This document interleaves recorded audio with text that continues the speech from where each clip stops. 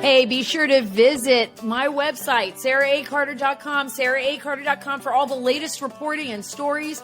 And while you're there, subscribe to my email list, link up with all my social media so that we can stay in touch. Today is a very important story, and one that I know you are going to want to hear because it affects every single one of us and our children and our country and the future of our country. I will be joined today by my good friend and former agent in charge of the DEA, Derek Maltz. We will be talking about his recent trip to Philadelphia. You will not want to miss this. You will not believe what you are going to see. And the drugs like fentanyl and methamphetamine and crack and what it is doing to our country like we have never seen before, folks. This isn't about addiction solely. This is about enemies of our nation poisoning and killing us. You are not going to want to miss this. Please follow and subscribe. Get all the links at SaraACarter.com. And while you're there, I'd like you to sign up for our email list. I would also like you to download the podcast from there and leave reviews. Let us know what you're interested in. Let us know what stories you want to hear on the Sara Carter Show, and also what guests you would like us to reach out to. We'd love to see that. We'd love to know, and we will act on it. I promise you that. Before I get to Derek Maltz, I want to talk to you about a great American product. I know, you guys are all on the edge of your seats. It's My Pillow. I love My Pillow. I love Mike Lindell. I love the fact that this is a great American company run by a true patriot, someone who actually cares about our nation and isn't afraid to stand up for the truth. And we have a huge sale. This is the sale of the year on My Pillow Percale Bed Sheets. Listen to this. Queen size regular price, $89.98. You're going to get those sheets now for $39.98 with promo code Carter. That's with my promo code Carter. You are not going to get sheets of this quality anywhere else cheaper. I promise you that. And you get money back guarantees, a 60-day money back guarantee. If you don't like it, how can you beat that? You just can't beat that. I want you to go to mypillow.com/Carter or call 1-800-685-7221 for deep discounts on the My Pillow Percale Bed Sheets. Queen size, listen to this again. Regular price was $89.98. Now you're going to get it for $39.98. You just can't beat it. And while you're there, take advantage of the buy one, get one free sale on all my pillows, towels, and so much more. You could just stock up your whole house right now with Mike Lindell's My Pillows, and you're going to know that you did something right by supporting American workers and an American company and a great American. Visit mypillow.com/Carter or call 1-800-685-7221 today for the sale of the year on My Pillow Percale Bed Sheets. mypillow.com/Carter or call 1-800-685-7221. So let's talk a little bit about deep blue cities that suddenly seem to care about open borders because now they're being overrun. This is a very common theme among Democrats, hypocrisy. These hypocrites, they run around telling us what we need to do for everybody else and how we should live our lives. And then they live in their ivory towers and they build their big fences around their homes. And like Nancy Pelosi, put hundreds of dollars of specialty ice cream in their freezers. And unless it actually affects them directly, they won't even care. They will continue to do what they need to do to line their pockets and to get their votes and to do whatever they can. And I'm talking about leftist radicals, Marxists, the useful idiots that don't even realize they're being used by the leftist radicals and the Marxists. They will do whatever they can to basically turn our country upside down. That is, as long as the problems stay out of their yard and their neighborhood. Now, they don't care if they're ruining their cities. Look at what's happened in San Francisco. I would be so embarrassed if I was running that city. And if I was Nancy Pelosi, I would just hang my head in shame and walk away. Just walk away from her job because she has failed miserably to represent the people of San Francisco, the people of California, as well as the people of our nation, right? And that goes for the whole lot of these crazy, wild, radical Democrats, right down to Mayor Lori Lightfoot in Chicago. She should be so embarrassed and ashamed. These people have so much power to do good, and all they do is bad. And all they do is bad. And I want you to go to my website, SaraACarter.com, where you'll see a lot of these stories. This story in particular, this was originally in the New York Post. I retweeted it. I think the New York Post has great stories. This one is so important because it exposes the hypocrisy of New York City and their leadership. DC Mayor Muriel Bowser and New York City Mayor Eric Adams are speaking about the problems with the influx of migrants into their cities. This also reflects DC, not just New York, but I mean, this is across the board. We saw it in California too. What they said is, this is from the New York Post. On Tuesday, Mayor Eric Adams railed about a marked increase in the number of asylum seekers. I thought that's what he wanted. I thought that's what they all wanted, open borders. They put a man into office right now who basically shakes hands with ghosts, with no one there. They put him into office because they hated the success of the Republican Party so much that they'd be willing to watch America burst into flames. They put Biden in office and his silly crew of minions, these wacky-dacky crew of minions with tackling Kamala. And God, where is Susan Rice hiding? Is she hiding in the West Wing bathroom? Where is she? Why didn't she come out and, we never see her. She's making policy. You know why we don't see her? Because America is crumbling while these nincompoops line their pockets. And now, after they've destroyed our country for the last year, and more than a year, after they've done that, wide open borders, just let the Taliban become the greatest, terrorist organization, most well-funded, most well-armed terrorist organization on the planet. Iran's going crazy and threatening to use nukes. And, Russia is invaded Ukraine, and food prices are surging, and gas, and blah, blah, blah, and on and on. Now they're going to say, oh, okay, guess what? We are totally unhappy with all these immigrants coming into New York City and Washington, D.C. and California. What? You want us to, you think it just stays here in Texas and Arizona at our border? No way. And we're all sick of it. I know you are. I'm sick of it. Even when I'm cooking dinner and I turn on the news, sometimes I just got to turn it off because I'm so upset. I'm so upset at the direction our nation is taking. And then these people, this DC mayor, Muriel Bowser, who has turned our city, beautiful city. It was getting better.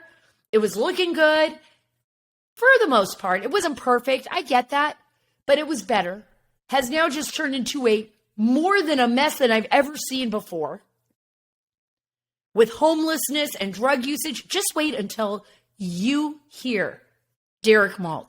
Just wait. This man is he was the top dog, right? At the DEA, ran all kinds of operations, exposed what Hamas, Hezbollah was doing in the United States, how they were working with the drug cartels under Operation Cassandra.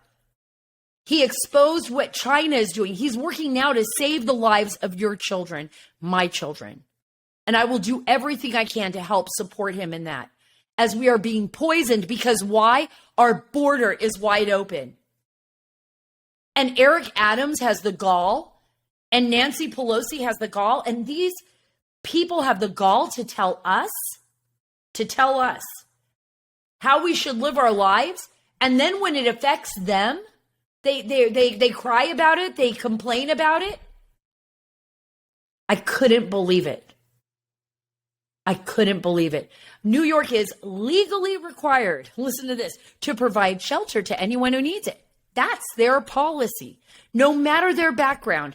And the influx of migrants, an estimated 2,800 in just the last few months, and I think that number is low, right there for New York, is straining resources, he said. Really? Too bad. That's your policy. That's who you support, Eric Adams. You guys were always trying to play the race card when it come to President Trump. President Trump wasn't talking about race or about whether or not he was anti-immigrant. He was talking about common sense. That's why he wanted to stop what was happening at the border, which had been occurring even under the Bush administration, which occurred under the Obama administration, which is occurring now at a rate we have never seen before. Over 2 million since Biden came into office of known encounters of migrants at the border. And that doesn't include the 800,000 gotaways, folks. 800,000 gotaways. We don't even know who they are. We're going to talk to Derek Maltz about that too.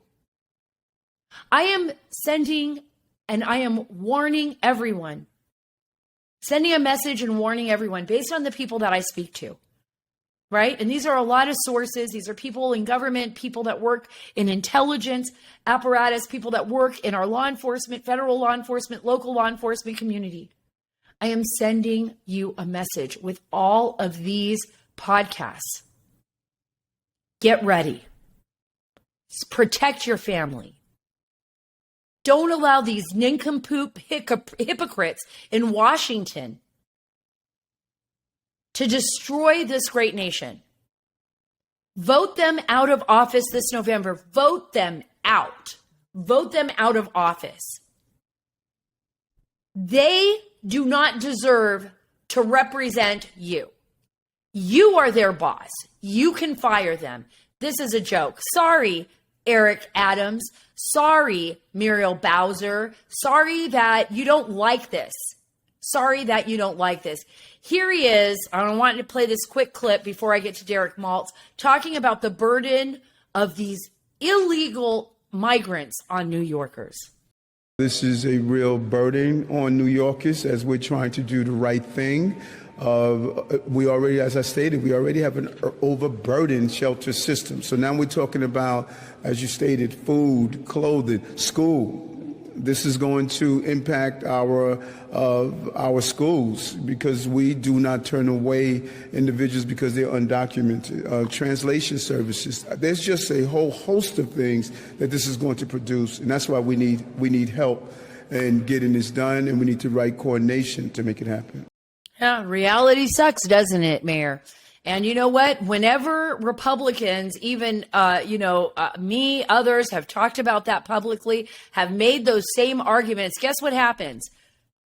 People on the left, the radical left, say those are racist arguments, that we shouldn't make those arguments. Well, you know what? I think more, if this is the policy of the Democrats, if you continue to allow President Biden and his merry minions to create border chaos, then we should ship every single illegal migrant, illegal, yes, they are illegal aliens. We should ship all of them into your cities. That's the way it goes. If you want them, you take care of them. And by the way, a lot of Democrats are very wealthy. Very wealthy. And especially, just look at what Nancy Pelosi has. Her and her husband making a ton of money in stocks. They have a mansion in San Francisco. I say it again, because you have such kind, good hearts, all you Democrats out there, just create a program where you can allow them into your homes and take the extra bedroom space at your homes, and you feed them. You take care of them. If every radical Democrat and radical leftist in this nation would just open up their hearts enough to let those migrants in there, I'm sure we'd be alleviating some of this. You go ahead and spend your money taking care of them. And by the way, do what you do to us. Don't do background checks on them. Say they can travel wherever they want. Let them in no matter what. And just wishful thinking. Just hope among hope that they're going to be good and that they're going to do everything required of them once they reach America. And trust them with your families. That's what you're asking every American to do. So, and by the way, remember, if you really care about the people being trafficked at the border, go there yourself. Look at the humanitarian crisis that this policy has created, and all the children that are dying, and all the women and all the people being trafficked into our country. Trafficked into our country, in a way, some of them in modern day slavery. They will be in bondage here in the United States at the behest of the drug cartels. So you tell me if this policy is working for you. Guys, without any further delay, I'm going to get to Derek Maltz in a moment. I want to tell you a little bit before that, though, about AMAC. It's the Association of Mature American Citizens, a sponsor of this show, organization that I absolutely love, and one that I believe is going to make a huge difference this midterm and this election, especially if you are a member, because now is a critical time. We have to be vigilant in defense of our freedom, every single one of us. Remember, we're in charge. By joining AMAC, you are taking the first steps to saving the America you love. AMAC offers an alternative to just about every benefit that other group offers. But guess what? No liberal agenda. I stand with AMAC, and I hope that you will too. I encourage you to join today at amac.us/Carter. That's amac.us/Carter. The benefits of membership are great, but the cause is even greater. Join today at amac.us/Carter. I've got Derek Maltz on, and I tell you, this is a man who is truly a saint. He is working every single day, even on his own free time, taking time from his family and everything, to saving lives in our country and to warning people on multiple levels, not just the mothers and fathers, which and the children, which are the most important, but government officials holding them accountable, saying, "Hey, you need to pay attention to what's happening to our nation, because we have an enemy, and that enemy is watching us and targeting our children. And I'm not going to let it happen anymore." Derek Maltz was a special agent in charge with the United States Department of Justice. He worked in their Special Operations Division. That's amazing, for more than 10 years. He played a vital role in developing and implementing the DOJ's nationwide deconfliction program, and he was responsible for coordinating multi-agency efforts that resulted in the capture of the Sinaloa cartel kingpin, El Chapo Guzman. Nobody like him in the world. I'm so happy to have you on the show today, Derek, under these terrible circumstances, actually, because I know what we're going to talk about is heavy. I know it's going to be eye-opening to many of the listeners out there, many of you who haven't had a chance to hear Derek speak before. So first, I just want to thank you, Derek, for being on the show and being willing to tell the truth about what is happening in our nation and about the, I think, the extraordinary war we are in against I would say against enemy states like China and others, and even against our own government that refuses to address this crisis. And I believe it's getting out of hand. And that is the deaths of our children due to poison pills on our streets and a chaotic border that is making it far worse. So thank you so much for being on the show. Thanks for having me, Sara. You know, I want to start off at the top. You and I were talking just beforehand, and I tell you, everyone, I could talk to Derek for weeks on end. I mean, we could just keep talking because we have so much similarity invested in what we care about here, and that is our nation. Derek, you worked for Special Operations Division for more than 10 years. You held the position as chief of the New York Drug Enforcement Task Force, which is the oldest and largest drug task force in America. Talk to me a little bit about, now you're retired, but you are still working and still fighting the fight with everyone. Tell me about what is happening now on the streets. In a general sense, let people know what we are up against right now. Okay, Sara. So the Mexican cartels are working closely with the Chinese criminal organizations, flooding the streets with poisonous fentanyl, not just in pills, but mixed in with cocaine, methamphetamine, heroin, and even marijuana. Also, they are bombing the country with massive amounts of methamphetamine as well, so we can't forget about that. And one of the most important things I'm going to say today is that everything we talk about, it's not a red or a blue issue.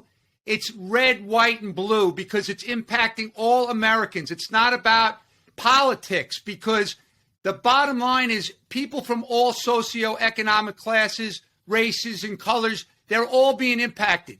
So what we have is the country is being flooded with these poisonous substances coming out of these filthy labs in Mexico, and it's being fueled by the chemicals coming from China, the precursor chemicals.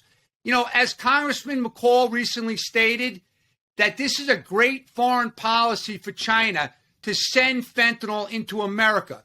The cartels are the enemy of our children.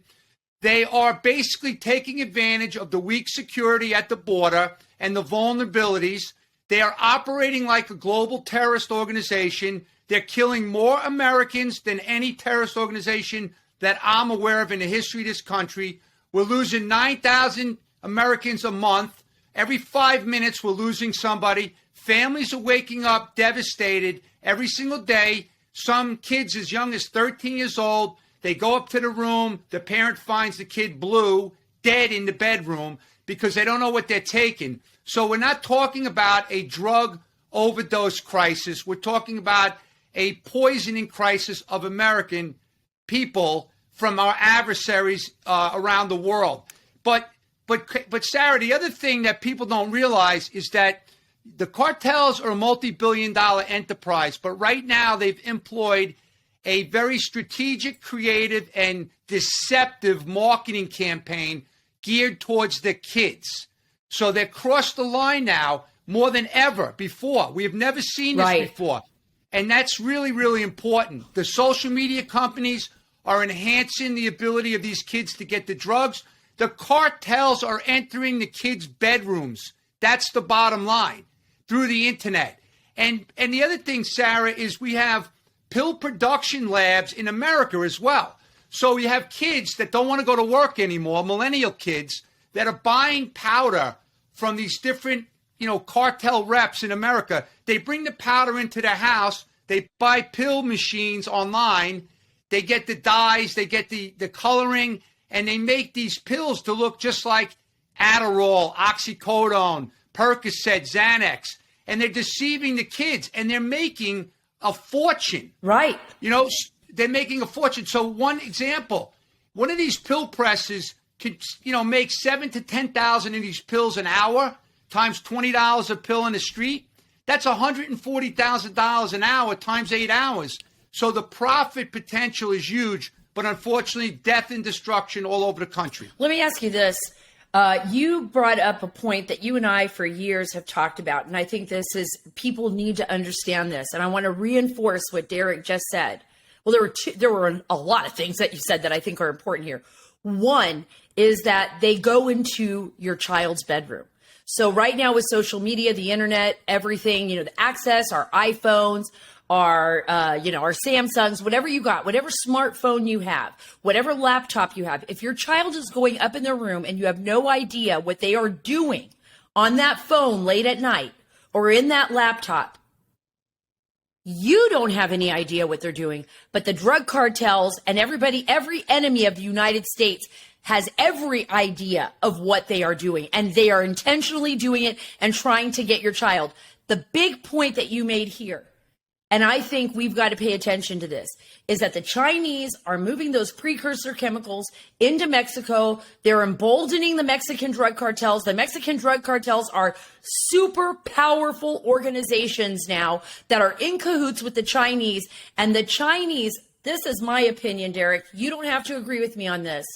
It is a proxy war against the United States using the drug cartels, using these cartels against our nation to destroy our people. And they are literally, it's the Trojan horse. They are literally in our country, killing our citizens, disabling our citizens. Because I'm just not thinking about, and I want you to answer this too, I'm not thinking about just the people that die.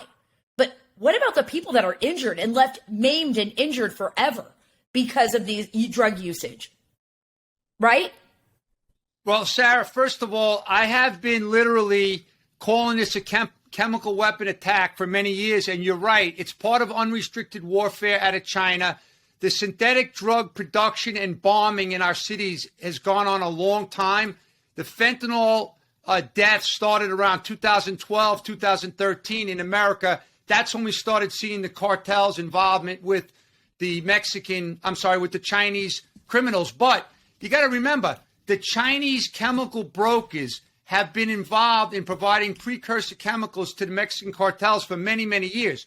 Remember in 2007, in Mexico City, they made the largest U.S. currency seizure ever, $207 million from the Chinese chemical broker who was bringing in the precursor chemicals to feed the beast in Mexico.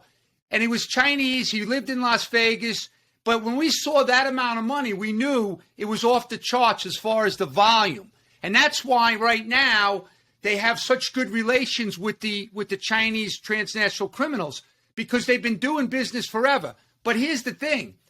The CCP in China, they want to destroy and destabilize this country. If they could kill our kids and our future generation, 100,000 or more a year, that's a great plan for them. And unfortunately, we're not paying attention. The White House isn't talking about it because of the politics around China and the wide open border. Why? And so Why? that's a big issue. I mean, I get that, but we are literally, there is a war being waged on our nation. We would never be able to do this to Beijing, right? We would never be able to do the same type of unrestricted warfare to Russia. Why? Because they would never allow it to happen. So why is our government allowing this to happen? Why?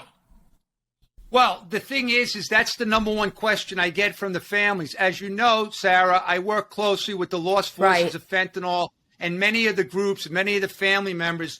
One of the first things I always hear is, how come nobody's talking about this? We had a rally, as you remember, last August in front of the Chinese embassy to try to get some awareness. And honestly, it didn't really take off too much. This year, we have a rally September 17th at the White House on the lawn, and families from around America are going to come. And they want to hold the government accountable, because nobody can understand why is it that the U.S. government, is not talking about this from the White House. Like, Sarah, I always like to show this stuff. This is 300 grams of salt. If this was 300 grams of fentanyl, this could kill 150,000 people potentially. This is not a lot of substance. So you tell me, when we've had a chemical that's made in labs like this to kill our citizens, and nobody's talking about it from the White House. The border czar was asked to fix the border, and we don't even hear from her. She doesn't go down to the border. And so the parents are getting angry over this. They want accountability. The DEA administrator, I have to give her compliments. She warned America back in September. Mm-hmm. They started the One Pill Can Kill campaign. They have tremendous I thought that was brilliant. And I want to commend her for that too, because even during the Trump administration, I'm going to be straight right here. And it wasn't President Trump's fault. And know that a lot of people were pushing. We needed a better campaign, a campaign that focused on our kids, that said to them, like a PSA, like a public service announcement. Hey, one pill can kill. That's brilliant, because now kids get this idea that it's Russian roulette. You talked about Chinese labs. Talk a little bit about what you know about Wuhan laboratory and what it, or Wuhan in general, and what was going on in that respect with these chemicals, with this fentanyl, with these pills. Well, back in the day, 2008, 2009, we started seeing mass amounts of synthetic cannabinoids and cathinones, K2 spice, bath salts that were inundating our cities.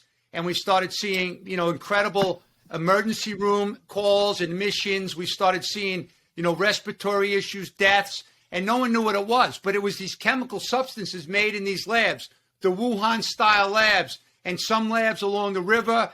We sent informants from the DEA into China. We filmed in these labs, this production process.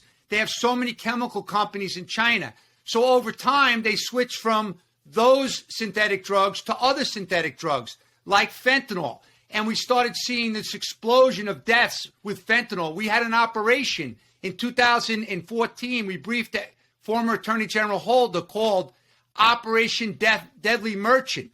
That's because we started seeing so many deaths as the Chinese were working with the Mexican cartels and the Dominican distributors all over America. And then it just started exploding. That's why we started seeing the deaths off the charts. But China, like you said, Sarah, they now are using the Mexican cartels as a proxy to do the dirty work, just like Iran uses Hezbollah as a proxy to do their dirty work. And you would know that. So you would know that because you were working on Project Cassandra, which was a huge operation run by the DOJ under the Obama administration that you were a part of to target Hezbollah. Talk a little bit about that so people get an idea, Derek, of who you are, because it's amazing. Your career is is just literally amazing when you think about it. You can see all of these connections because of what you experienced. So my father was a DEA executive. He got me in this business, thank God, as a young kid. But I spent 28 years. But the last 10 years, I got to run the special operations divisions of the DEA. We had 30 agencies there, intel community. We had obviously DOD, Southern Command, Special Operations Command, Northern Command. And we were collecting a lot of intelligence and then synchronizing the efforts around the world. But during my time, we started seeing this incredible trade-based money laundering scheme where Hezbollah was working closely with the Los Zetas cartel and other cartels in Mexico, doing hundreds of millions of dollars every month in drug operations around the world, bringing ton quantities out of South America into West Africa, and then distributing cocaine all over the world and making millions and millions of dollars. So we exposed Hezbollah's link to the drug cartels. And so the drug cartels are making billions of dollars, and now more than ever, because they have the migrant smuggling and the human smuggling business off the charts because they're operating with impunity, because our government is not shutting it down. And so now the cartels are making money, the terrorists are making money. But unfortunately, as you know, Sara, with all the gotaways that are coming into our country, we have terrorists in this country right now. And I hope to God they're not plotting something on our country, but you never know because we don't know where they are. We don't know who they are. We don't know where they are, what they're doing. It's unbelievable. I feel like we're really being targeted on all fronts, and that our government is asleep at the wheel. The only responsibility that President Joe Biden and his administration truly have for the American people, Derek, is to ensure our safety. And I feel that this administration is not only asleep at the wheel, they are driving the truck, the 18-wheeler, to our destruction. Yeah, that's a great analogy. But, you got to look at little things like this, Sara. The DEA administrator put out that last year they seized over 20 million of these fake pills and 15,000 pounds of fentanyl. That was enough, as she said, to kill every American. But more importantly, when the lab did an analysis of the pills, they determined that 40% of the pills that they analyzed had a potentially lethal dose of fentanyl. So that means the million pill seizure they made in Los Angeles last week, or actually was made early July, right after 4th of July weekend on a search warrant. But 1 million pills could potentially have killed 400,000 people if it hit the streets. So for those that say that law enforcement is not effective and they're not doing a job, what about the millions of people that they're saving lives every day they make these seizures, right? That's what's amazing to me. And I want to be short because I agree with Derek here. Law enforcement, our Border Patrol agents, our DEA agents, our ICE officers, everybody who works is working to protect our country, our military, they're doing the job.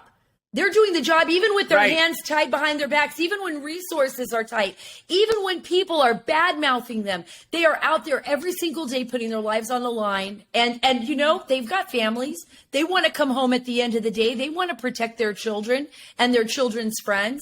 So I agree with you on that. Right. What makes me angry is when you have an executive branch like this in any political party. I don't care if you're a Republican or you're a Democrat, that does not protect the American people and tell the truth for political reasons or because they're buddying and lining their pockets with Chinese money. Period. Right. And going back to the Border Patrol, let's emphasize something. Last year, they seized 11.2 thousand pounds of fentanyl, and they seized over 190,000 pounds of meth. So they're working every day despite, like you said, no support. And, their morale is very low now, but they still work hard to protect America. But can you imagine going to work to do border security every day and keep America safe, and you're being asked to do migrant processing and babysitting and diaper changing all day?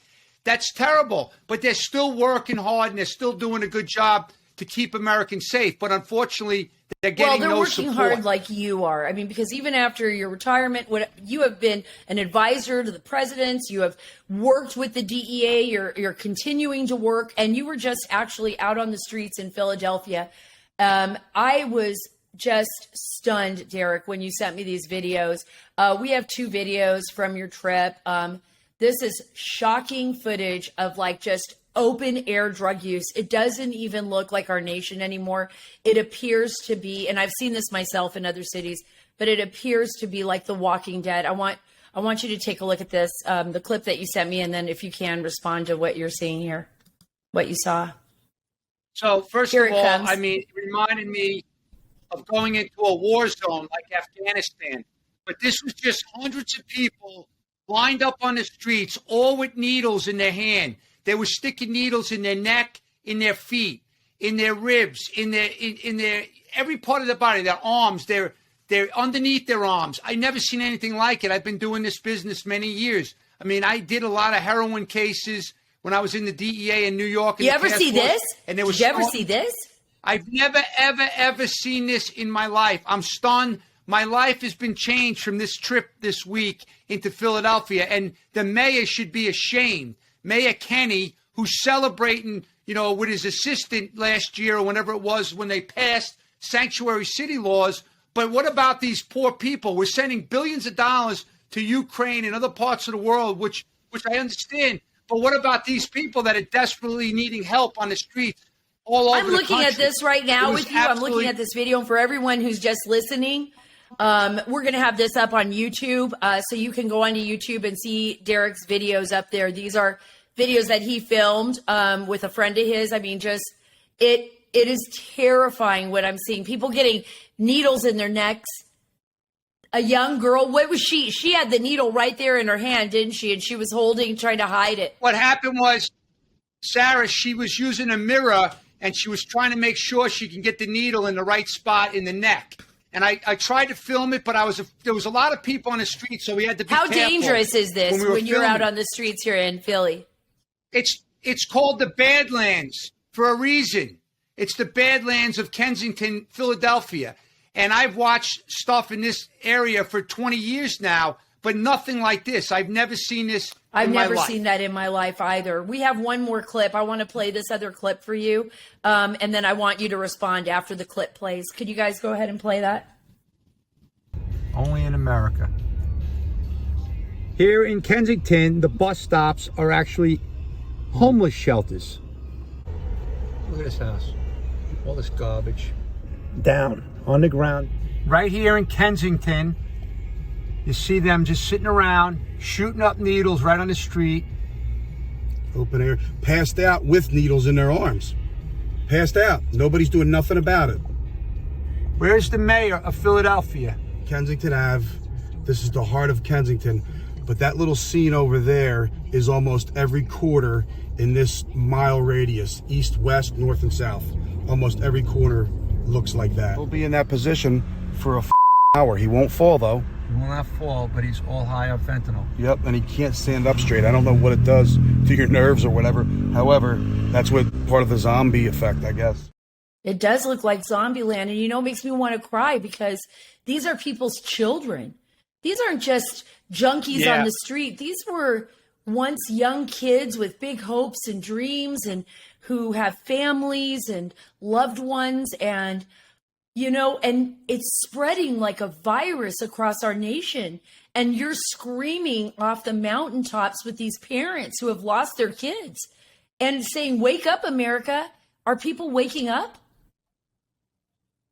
Well, it appears that there's some movement in a positive direction. If you look recently, even in Congress, a bipartisan, first time that I'm aware of it, Lauren Boebert from Colorado, Tim Ryan from Ohio, have put forth the resolution to get fentanyl declared a weapon of mass destruction. And that's coming from the Families Against Fentanyl. Jimmy Rao, the founder, he lost his son in Ohio. And I got to tell you, it's really troubling when the families have to be the leaders. Like, as an example, Sara, a lot of people don't know this, but, there's statistics out there showing that the leading cause of death for people 18 to 45 was because of fentanyl. That came from not the CDC or the White House. That came from the Families Against Fentanyl that had to go through all the statistical data available from the CDC. And that's really troubling. It should be the government leading the efforts. These families got to have nonprofits. They're putting billboards up all over the country with their beautiful kids. They're making photo collages just to be able to show what's happening here. Isn't the government a little bit like behind in this? They should have been doing this, and they're not. It's really sad, and they're misleading the public because this is not an opioid overdose crisis. It's poisoning, like we said, and they're not doing the job by telling the public. There's no PSAs. Where's the role models and the professional athletes out there? Where's the primetime PSAs? It's just it's disgusting because I feel as though there must be an enemy within allowing this to happen. Because if this was happening in your own home, and you're of right mind, you would do everything you can as a parent to protect your family, to keep the enemy out, to protect your children. But our own government's just not doing it. Derek, you talked about the families and the families doing that. We had actually gone and testified, you and I, and as well as Heidi Riggs and others, Chris Farrell in Ohio. We actually testified before the Ohio legislature to declare the main drug cartels terrorist organizations. There was a lot of controversy behind that. I know, going all the way up to the DEA, but we wanted it to be out there. We wanted it to be a symbolic as well as a tangible gesture. Could you talk a little bit about that? And I mean, I guess Ohio passed it and symbolically, but in Washington D.C., there's a lot of they're very tentative about doing that. Right. So first, just remember, it was a bipartisan, almost unanimous vote in both the House and the Senate in Ohio, which shocked me because I didn't expect that kind of vote. But anyway, the thing is that President Trump wanted to declare the cartels terrorists. He clearly saw it. The man had great instinct, and he understood national security issues. But all the bureaucrats in Washington, a lot of them, including, if you remember, when President Trump wanted to send missiles into the drug labs, former acting Defense Secretary Esper, convinced them against it. Just like State Department and these other agency heads, they were against it for political reasons. But why aren't they not looking out for those dead kids, 13, 14, 15? What about our future? Who's going to be in the military? Who's going to be the doctors, the lawyers, the bus drivers, school teachers if we lose these kids? Lowest recruitment, by the way, right now in the U.S. military. They do not have enough recruits. We're seeing what's happening to our children. We're seeing what's happening to our nation. And like I tell people, I've spoken to people before. I think I brought up this analogy to you once, Derek. But I say, if you knew right now, if somebody called your house and said, hey, there is a child predator outside your kid's elementary school or middle school, and they are waiting to get your kid. They are just there with the intention of getting your kid. What would you do? Parents all tell me at meetings, I would go after them. I would kick the living shit out of them. I would beat them up. I would destroy them. I would kill them. I'm like, every single day, those predators are around your school. And if you think it's just because it's drugs and it's not the 1980s, folks. It's not about just giving selling some, marijuana to your kid, some hashish. This is about literally warfare on your children. And one pill will take your child's life. That's it. Right. And, what I found to be really interesting, you speak about marijuana. Again, if you look at some of the data coming out now, the Wall Street Journal just had a story about how there's obsessive marijuana users. A lot of these school shooters, or all of these school shooters, were high on this very pure marijuana that's being sold now. And by the way, for those that don't know this, very important fact, the Chinese business owners that are here in America taking these drug dollars, they're buying real estate and houses, and they're making state-of-the-art indoor grow operations, and they're selling very pure, 20, 24% THC marijuana across the country. And by the way, Sara, you know this, but the public doesn't realize it. The Chinese are now facilitating all the money laundering for the Mexican cartels through encrypted apps and Chinese banking accounts. And they're using these kids that are here in America, these Chinese nationals, on student visas to pick up the drug dollars. which is really, really How do unbelievable. We never saw that. So you're a federal agent. You've worked on highly classified cases with the Department of Justice. When you are looking at this, Derek, when you see this happening, I have to imagine that somewhere at the CIA, there's a group, focused on this. At the DEA, there's a group, there's a joint task force, and they've got to be sitting there writing reports saying, holy shit, we are literally at war in a totally different way now than we've ever seen. Like, we are being targeted by China, by Russia, by North Korea, whatever it is, wherever those connections are, but let's just stick with China. Why are we not doing anything about this? I mean, why are we allowing the Chinese to buy up land, to poison our kids? And I'm talking about the Chinese government, to do things in their own country that by principle we don't even agree with. Just sterilizing Uyghurs, killing people for political purposes, running a credit system across China, and by the way, trying to change the geopolitical system of the world. Why are we allowing this to happen? Great questions. I don't have the answer. It's mind-boggling to me because I thought the first job of the government is to protect American citizens, and this is pretty clear. I mean, just remember in Hartford, Connecticut, early in the year, it was an actual hazmat scene in the middle school because a 13-year-old kid brought 40 bags of fentanyl in the school. He died. And then at his house, they found 100 bags of fentanyl. But the thing is, it's like this close alignment now between these Chinese operatives and the cartels. And remember this, if China's providing the money laundering services and the chemicals, if that was shut down tomorrow, then the cartels can't produce these chemical weapons in their labs in Mexico. So the other question is, why would the U.S. government sit back and not go after those labs in Mexico? Because we know the Mexican cartels are operating like we've never seen before, and the Mexican government, so corrupt that they are, they're not attacking those labs like they should be doing. They're owned. And they're owned by the cartels now, and some of our people are getting owned by the cartels. I have to believe that. Right, and Sarah, they're putting out false propaganda in the news about hitting this and hitting that. The DEA was doing tremendous work with the Mexicans for years. Now their hands are tied. They can't really operate down there. They have all these new processes and procedures. They can't go out like they used to. They're being followed, and it's a mess in Mexico. And now there's like a little political war between the Mexican president and the U.S. on the drug crisis, like you saw last week. Thank God RCQ has been arrested. He's a murderer. He's a tortured Enrique Camarena in 1985. I'm glad he was arrested, but you know what? It's almost like it's like a stunt. It's like we threw you a bone. It's like RCQ's like an old dude now. Like I would have loved to have seen him like killed and slaughtered when he did that, when he tortured Enrique Camarena. Just explain really quickly. Enrique Camarena, the first DEA agent to be killed during an operation in Mexico, undercover operation in the 1980s, right? Explain a little bit about that for our listeners. Yes, in 1985, Enrique Camarena was a hero. He was very brave, amazing. And he was going after the Guadalajara cartel, and he was going after their massive marijuana business at the time.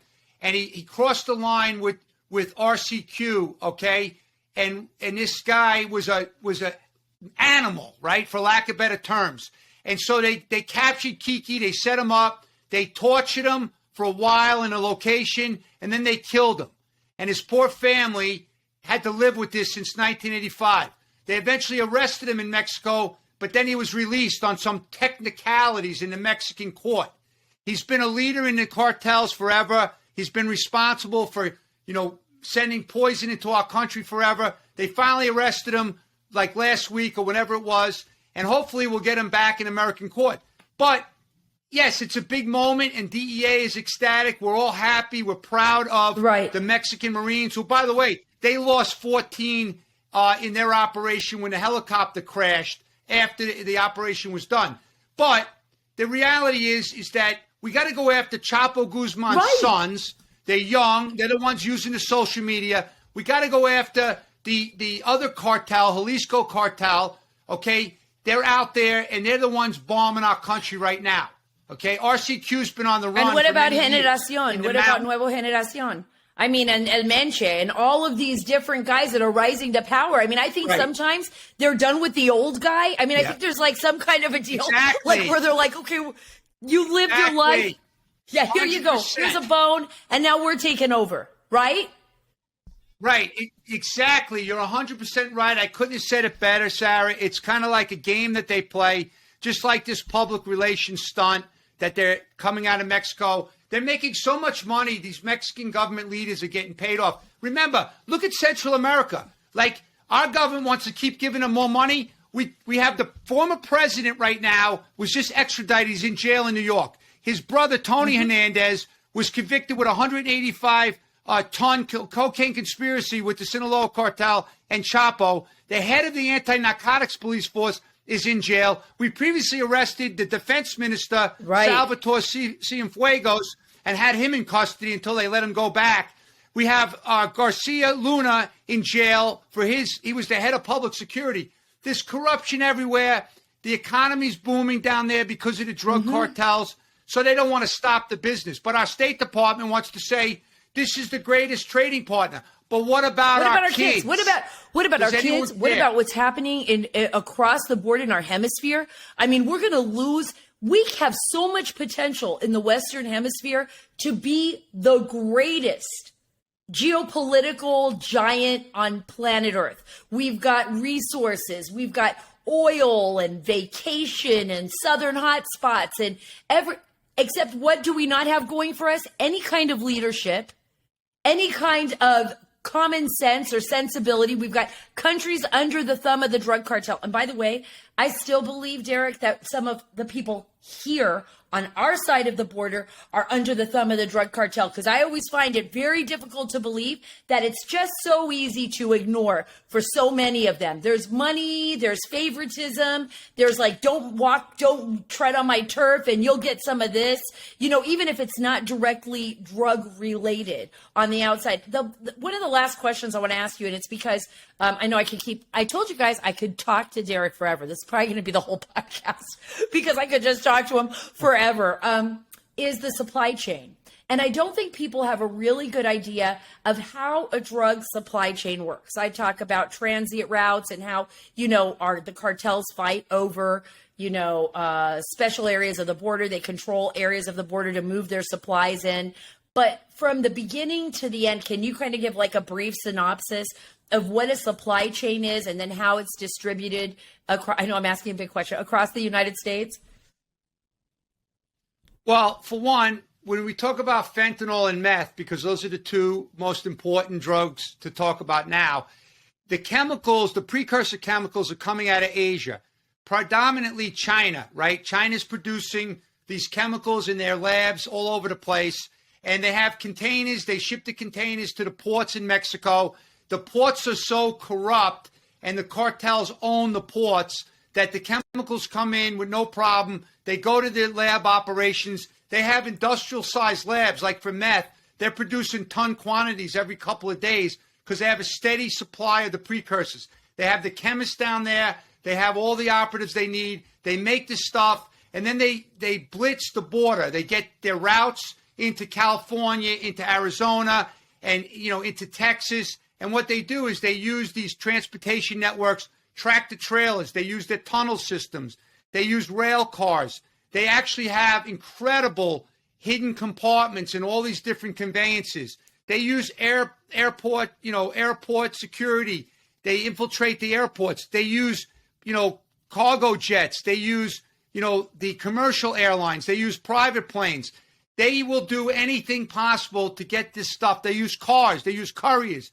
Once it gets in, they go to hub cities like Los Angeles or Phoenix, Arizona, or, in Texas and Houston. And then they'll stockpile stuff and they'll run it up with these tractor trailers to Chicago, through Denver. They'll go to Denver. They'll go up the West Coast into Washington State, up into Canada. They'll take it across to Atlanta, which is a major hub on the East Coast. Then from Atlanta up the Northeast corridor into New York. So they have cartel operations all over America. In the old days, the cocaine was coming into Miami. Now Atlanta feeds Miami because it's all coming from the southwest border, from Mexico. And then when the drugs get in, they have their network of distributors. They push the stuff out. They'll bring it into their little labs they have. Sometimes they'll make the pills here. Sometimes they have the pills already. And then they'll push the stuff out to the streets, and they'll make a fortune. They'll collect the money. And now, instead of taking tractor trailers of cash, which they're probably still doing, we're just not seizing it like we used to, they're turning the money over to the Chinese operatives in America, these young kids who are taking the cash and getting the money laundered back to China.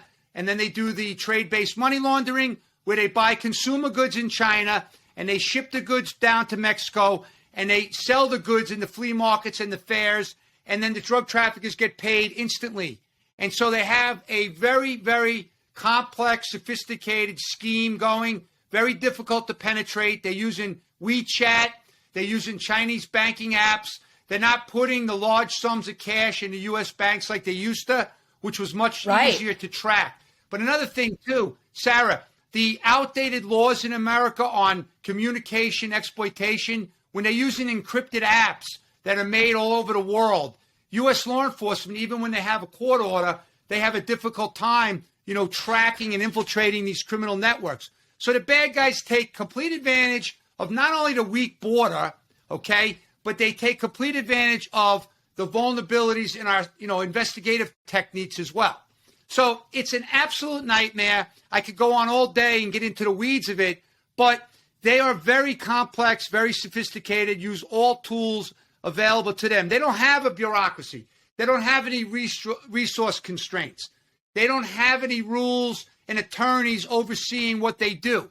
And they certainly don't have the ACLU criticizing them like law enforcement has every day. Every time law enforcement comes up with an innovative program like license plate readers or these other programs, they get criticized, that they're infiltrating, public's rights to privacy and all this nonsense. The reality is law enforcement is trying to save Americans from the poison that's coming into our country at historic levels, and their hands are tied, and they're not getting the support, and that's why the country's a mess. Just look over the last couple of weeks, right? They had, so many good seizures out just this week. Tijuana guy comes over the border, 250 pounds of fentanyl hidden in his gas tank. Then they had 150,000 pills seized in Colorado, 100,000 pills seized in L.A., 1 million pills seized early July in L.A., historic level seizure in Colorado, 114 pounds by the Highway Patrol, another 200,000. Last year alone in New York City, the DEA reported a ton of fentanyl seized. The 12 million pills seized in Phoenix. I can go on and on, but let me just finish by saying this, because this is frightening right now. We are seeing more and more mass poisonings. Like in July, we had 7 people unresponsive in Tampa. In Gadsden County, Florida, over the 4th of July weekend, 9 dead. There was a equestrian park in North Carolina, 5 poisonings. 1 allegedly had fentanyl laced in a lollipop. Grand Rapids Hotel, 5 poisonings. Down in June, they had St. Paul, Minnesota. They had 9 poisonings out there. But here's one big one. I want to highlight this one. Will County, Illinois Coroner's Office, June 5th and June 6th, they had 10 dead in 24 hours and then 3 dead later in the week. And it goes on and on and on. But don't forget about Ohio State in May. Pre-med student, 21 years old, neuroscience, takes what she thinks is an Adderall pill, and she died because the cartels are targeting the kids that take legitimate Adderall for ADD and focus disorders. It's a crisis like we've never seen, not being exaggerated, just need some action. We got to stop talking. Absolutely, we need action. Derek. And that's why I have you on the show, and that's why I'm going to continue to bring you back. I want you to be able to give parents, though, and I'm going to put it up on the website again, where can parents go to help you and help the other parents fight back? I think we need to do it. I think we need to be proactive. We can't wait till our kids die. We can't wait till a kid ODs. We've got to do it right now in order to fight for our country and fight for our kids. What can they do? Well, for one, they got to go on the DEA website, One Pill Can Kill, because there's tremendous resources.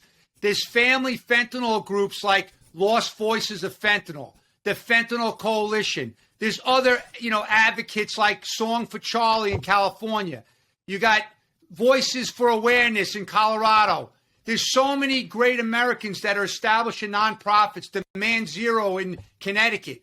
And you have all these resources are available. They're putting out videos. They're putting out different brochures that you can bring to school. There's so many advocates out there, and the list can go on and on and on.